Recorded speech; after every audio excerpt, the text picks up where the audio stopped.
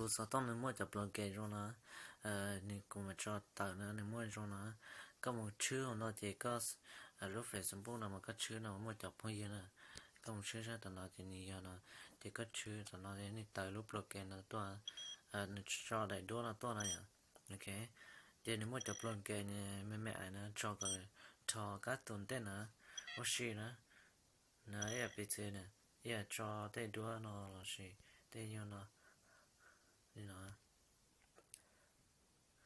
nó thế nó thì cho có yêu rong ga thế nào ta mà này chắc không mà như thế cho tao thế nào thế tao có chỉ đến tôi làm nào nó rồi nhớ chơi hoa thôi chơi này của lúc nào này qua tan chia nè mua chia thì mua tập là kề trong nó thôi ok tan ra mà nó có cái sao chia nó shining so bright, strawberry champagne on us. Lucky for you, that's what I like. Nó, ok, nhìn cho ta to. Ya nó chỉ rồi. Ta, rung cân cầu này. Plus to ha. Nè, plus to đấy.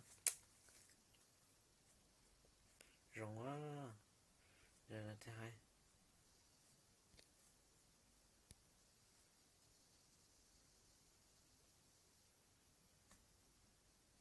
Nè chỗ nữa mà nè, ya te có sao to nè cái mà nè ôi ho nè cái này. Nè nhà này. Ok, cho nên đỡ to nó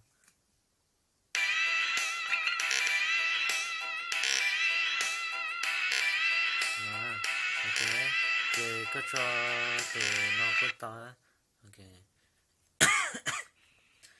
mỗi từ nhỏ cắt tổ nhân để quý sáng nữa nè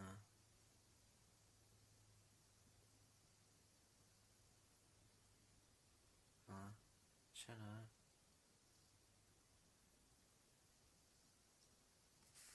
tại sáng sớm bữa từ cắt tổ nhân để từ áo trên mông lông lông trên mông áo rồi